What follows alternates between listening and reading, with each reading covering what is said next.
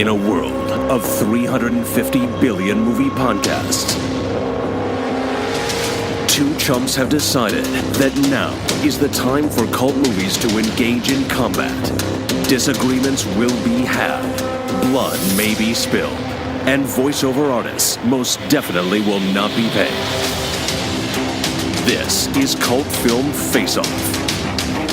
Hello and welcome to Cult Film Face-Off, episode 50. First of all, I want to say a big thanks to Andrew Garrett for suggesting the pairing of this episode's films. With me, as always, is Chet Roivas. Hello. And I am Nick Leonard.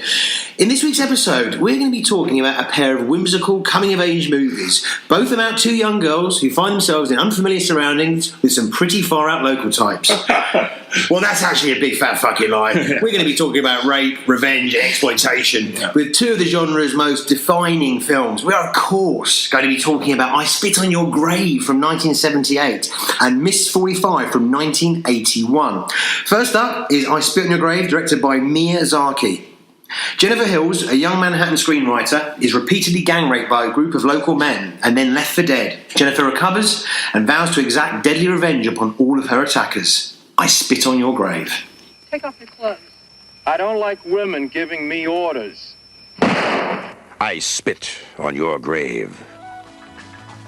What you are about to see did happen. I spit on your grave. This woman will soon cut, chop, break, and burn 5 men beyond recognition.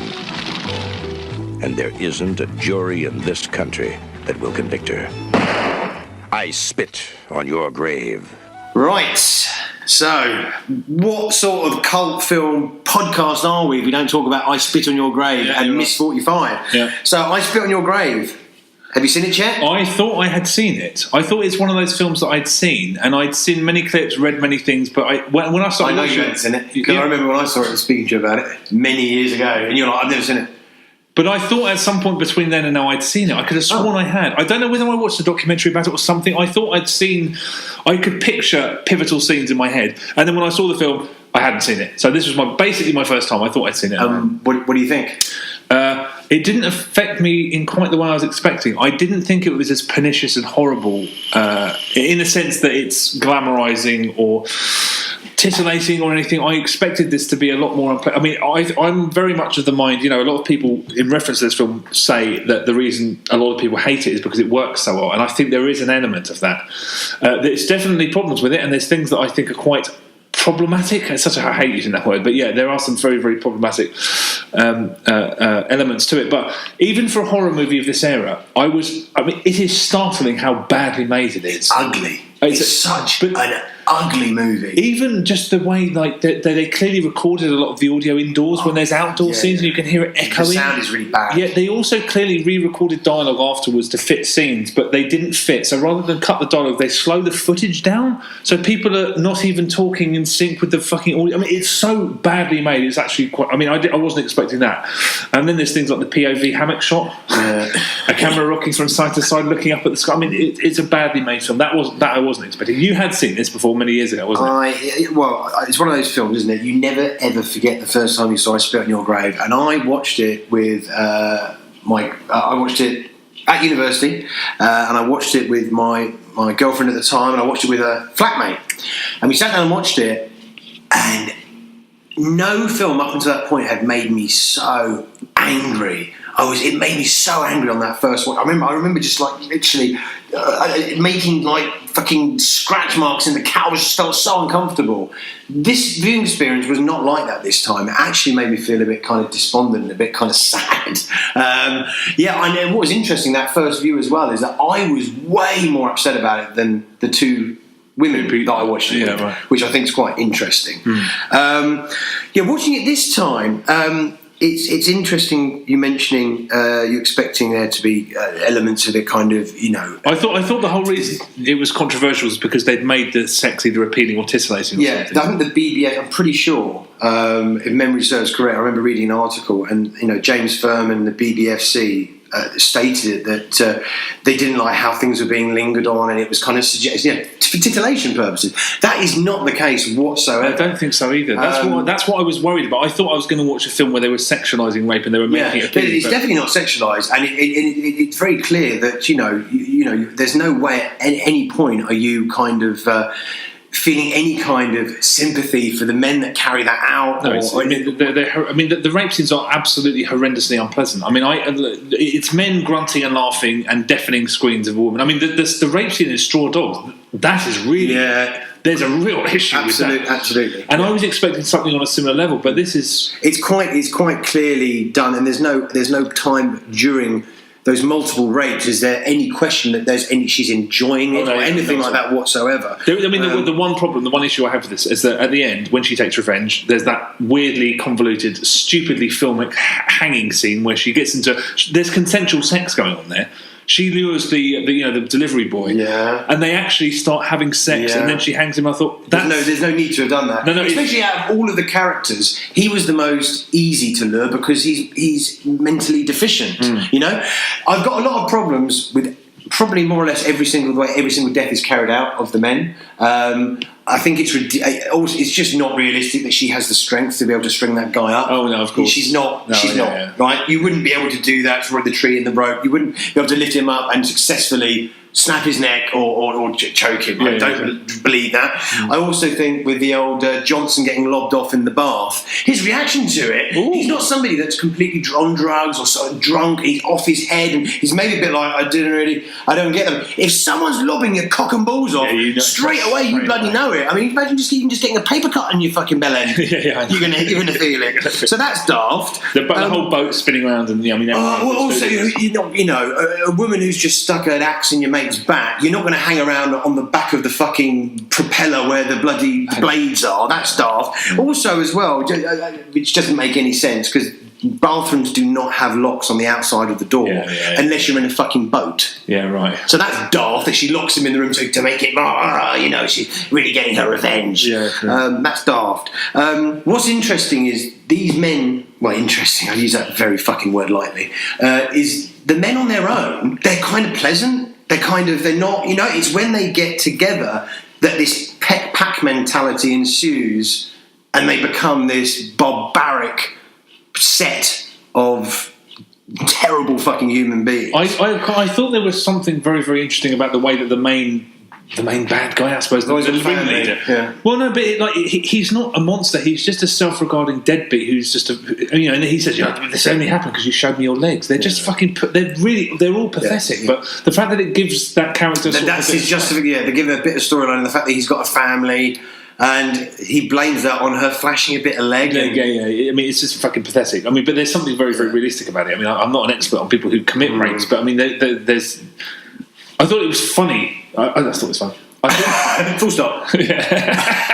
Laugh a minute. I thought it was unusual that the film essentially stopped when they have that scene in the bathtub and she's trying to get information from that, and he just reveals that he's just a fucking pathetic little boy. Yeah. Which I thought, I thought this was going to be like they're monstrous because they are monstrous fucking people. Yeah. I mean, it is an uncomfortable. Extremely, that first half an hour is uncomfortable. And what magnifies that being uncomfortable is that it's shot almost in real time. Yeah. So you're kind of going through this ordeal as a voyeur with her. Yeah. We're spectators in her multiple rapes. I mean, Ebert summed up as a vile bag of garbage. It is a movie that is sick, reprehensible, and contemptible. Yeah, I certainly would not disagree with that at all. I don't. I mean, did you hear about the reason that the director made it? I did. He found that woman who'd been raped in Central Park, wasn't it? Yeah, he was with him and his daughter dealt with a rape victim in real life. Yeah, that's what. I mean, that is a fucking odd way to deal with your trauma. I don't. The whole. I mean, it's not an unpleasant. It's not a pleasant experience. But I didn't feel as. I honestly thought I was going to watch this and feel unclean, and it was really, really kind of enjoying what it was. And I don't necessarily think that's the case. I think it was just very, very matter of fact. The real problem with this film is that it's long-winded and boring. Who wants to watch that? I found it very. I mean, I did just think, why am I watching this? Those are the real issues of the film. I think in terms terms of representation and stuff, it's nowhere near as horrible as I thought it would be. Considering how many really, really disgusting films I've seen from that period, I thought it was. Considering this is supposed to be the fucking horrible, horrible movie, and there was actually some. There was that one. I mean, I say there was some. There was one great moment in the film. Where you're watching her lying in her hammock writing, and you hear a noise. You're like, and what is that weird noise? And then just at the top of the frame, you see a boat coming, and then you're like, oh fuck, because you know what's coming, and you hear that noise sort of making it more and more. It's really a great horror movie moment. There's a great jump scare with the kicking the phone. Oh, fucking! They're in the house. Yeah. Oh, yeah. I mean, one of the real, and I forgot that from the first film. One of the nastiest, really just horrible, vindictive things they do to her is when they mockingly read out her script. Yeah. It's so it's horrible. Yeah. I mean, the dialogue, majority of the time, is childlike and kind of very poorly written across the board. It's shallow. This is the problem with this film. It's a really shallow examination of rape and of kind of rape revenge, and it's just there's no subtext I could get from it. Yeah, I mean it's just an exploitation movie. But the director's claims that it comes from a decent place. I don't dispute that. I don't think that I derive no traditional way you watch a movie and derive pleasure from a movie. I didn't get any of that. It was an ordeal, and I don't really understand what the fucking point of it was, and I think it's boring, and I think overwhelmingly it's pointless. But it's such an ugly film. Yeah, it is. It's such an ugly film. The acting is bad, but it's not bad when it comes to Jennifer Camille Keaton. I think she's fantastic. She is really, really good. I mean, I love there's little moments at the beginning when she gets to when she first gets to the lake house, and she develops fleetingly the mannerisms of a child, and she starts spinning around and skipping around like she's really happy to be there. Yeah, I mean, I think she's way better than the film deserves. Completely, absolutely. There was the remake, and then there was sort of an unofficial sequel in the 80s, and then all of this stuff. Yeah. There's a film coming out this year called I Spit on Your Grave, Deja Vu, directed by Ms.45. The first film. I don't know if is she in it. I know that she's in one of the. She was in the 80s sequel that was sort of unofficial, but I think she might be in this. But yeah, he's 80 years old, and he's just done the first official proper sequel to I Spit on Your Grave in 2018. So I'm eager to see what kind of film that is. Wow. I mean, I'll probably watch that just out of more curiosity. Out of interest. Yeah. Now, I mean, this is a horrendously unpleasant film, but I didn't. I thought it was going to be more. But you had this kind of bigged up. For everyone does. Yeah. Everyone knows. But watching it now, I mean, you've had so many years of hearing about. I mean, it's not. It's as unpleasant as I'd heard, but I thought it was going to be like. I thought it was going to really. That's what all you hear about is how much it sort of glamorizes and it makes everything a bit. The only thing I took sexualizes. The only thing I took issue with is the fact that she has literal consensual sex with Fortune Mason. I thought that there's no. Well, she didn't need to do that. It was completely out. I mean, it shouldn't have been in the film. But this is a pointless and fucking boring and long-winded movie. The thing is, these rape revenge films, the strength lies in how gratifying the revenge is, and I didn't find the revenge gratifying, as I said earlier. I just felt deflated at the end of this film. It's not a film. I didn't feel a rabble raising. She got her revenge and she speeds off in her speed bar. I just went, fuck me, I'm never watching that again. Yeah. Yeah, I mean, not a good film in any way, shape, or form. No. And not deserved of the cult that it had. It's not an important film. I think, in terms of looking at censorship, it's an important film. But in terms of the craft of it and the execution, it's garbage. It is pretty much garbage. But I was just, there were lots of things that I was expecting from it. It didn't deliver. I don't know whether that's a good thing or a bad thing. But it's nowhere near as. Well, it actually is as terrible as I thought it was going to be, but not in the way not as nasty and pernicious. So I mean, Ms.45 at 80 years old making a sequel, I'll watch it to see whether it proves all of the haters of this film. I mean, there are people that actually think this is a legitimately good film, but I can't relate to that. No, I can't pay that any lip service. Yeah, same. Okay, well look, let's get on to the next, which is Ms.45, aka Angel of Violence, directed by Abel Ferrara. After being raped twice, Thana, a mute seamstress, takes the streets of New York on a ballistic killing spree. Ms.45. Every day, on every street, in every city, women are insulted, abused, threatened.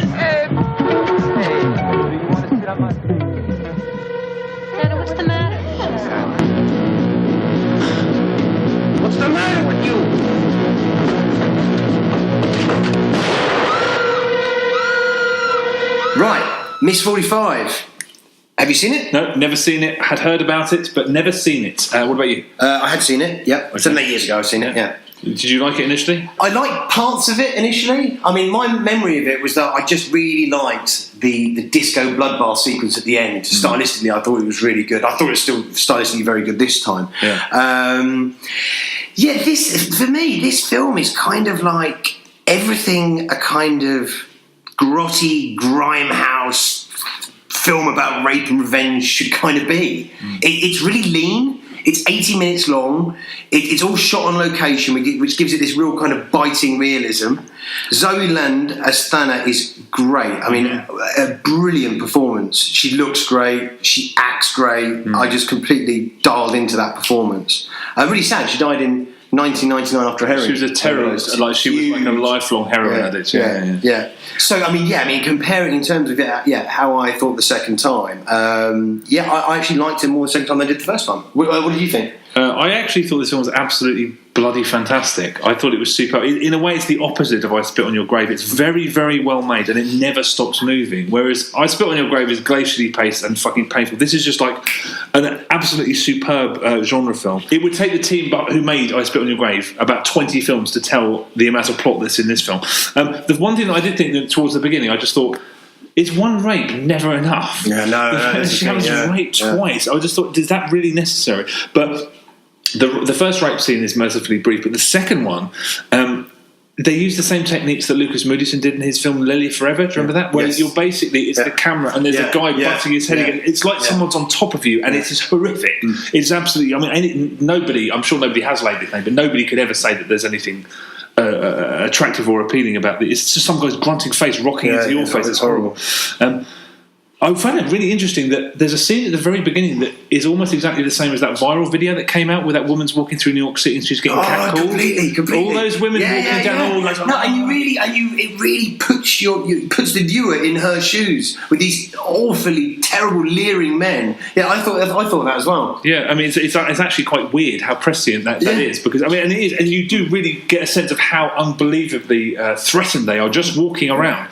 And also there is like I said, there was one great jump scare in I Spit on Your Grave, whatever. There are loads of great jump scares in this, but they're all about her deteriorating state of mind. They actually serve a purpose about a storytelling purpose. I mean, I really was blown away by the end. Brilliantly stylish, so satisfying. Just like I mean, that's the thing that just stuck into my mind. I just really fucking love that in Disco Bloodbath. Yeah. And also her, she's dressed as the nun with the red lipstick. If that's not a cult film image, I don't know what it is. Big time. I was a little bit disappointed that it culminated in her losing her, essentially going insane, losing her grip on reality. But I suppose where else is going to go? That's true. But I did. There's such a great moment when she's stabbed in the back and she turns around to look at her female colleague, and she just the look on her face like we're all. I'm doing this for us. Your sister. Yeah, exactly. Yeah. It's such a. I mean, it's very phallic as well. I mean, that's very. They linger on that knife, which is a not as subtle and funny. But I was so caught up in it by then and just reveling in it that was absolutely fine.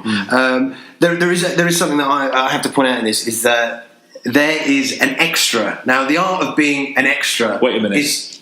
Okay, so this isn't a shit look like, is it?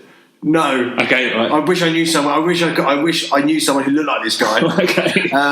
There is an extra in the background. Now, the whole art of being an extra is to blend in seamlessly in the background and to not take the emphasis off the main actors. Okay. There is a extra who has got a massive ginger afro, and he's got a peeking out, just looking directly at the camera. Well, when does this happen?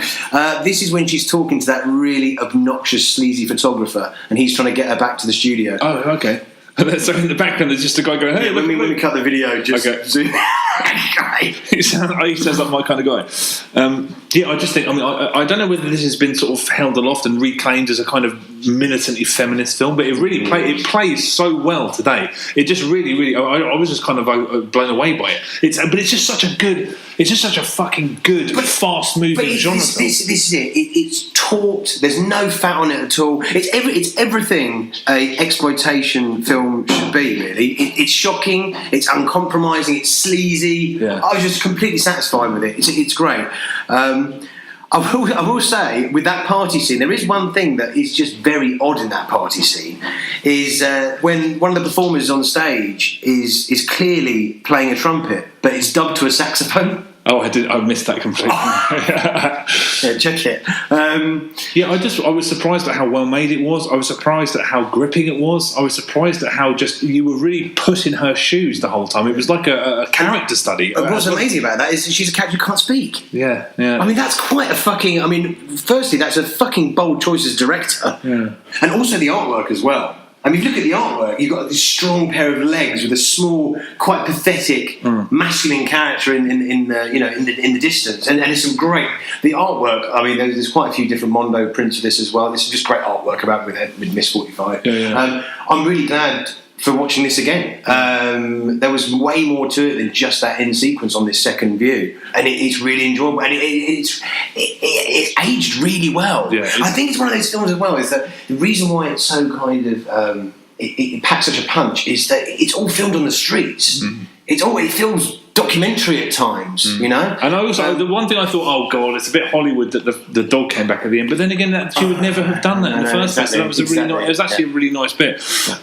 I will say, I have 3. Oh, lookalike! You got some lookalikes. I've got 3 shit lookalikes. I will be a mate. So you haven't got any? No. Okay, there's one that I thought we both have that, and if we don't, something's very, very wrong. One's very, very brief in the fashion studio. Young Mark Kermode changes the bin. Very, very young Mark Kermode. That's a bit of that's a true shit lookalike. Is that a tenuous? He had sideburns. Oh, right. So that's basically it.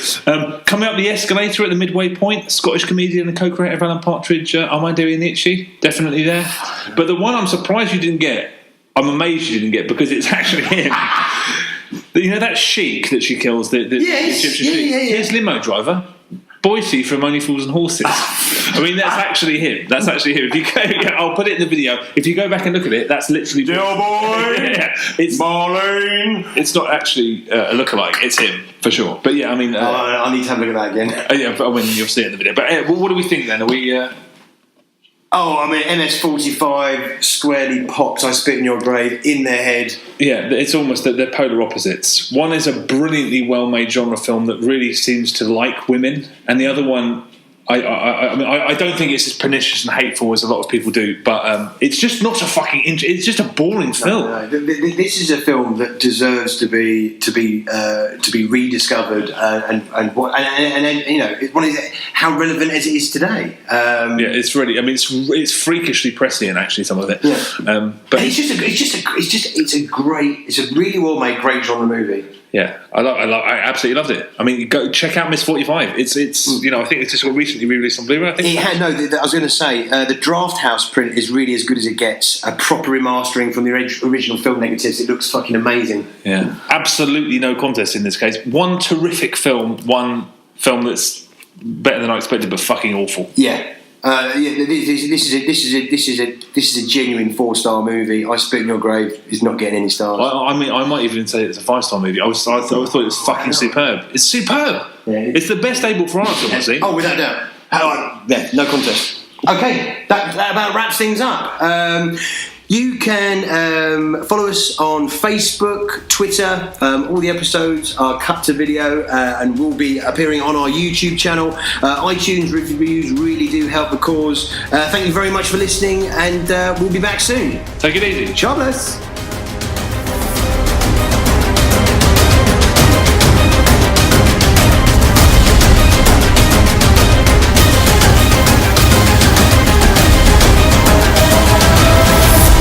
Cult Film Face-Off.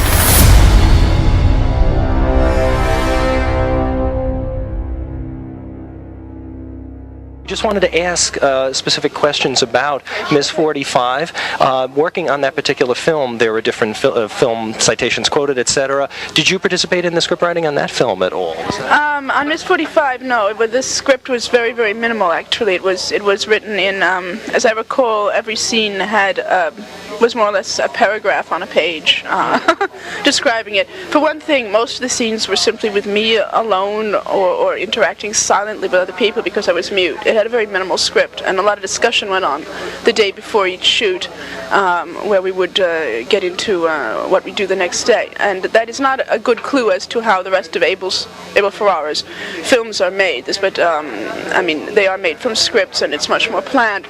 But this particular film, I think, particularly due to the fact that my character, which was so often alone in scenes, was mute. That was the way it was done.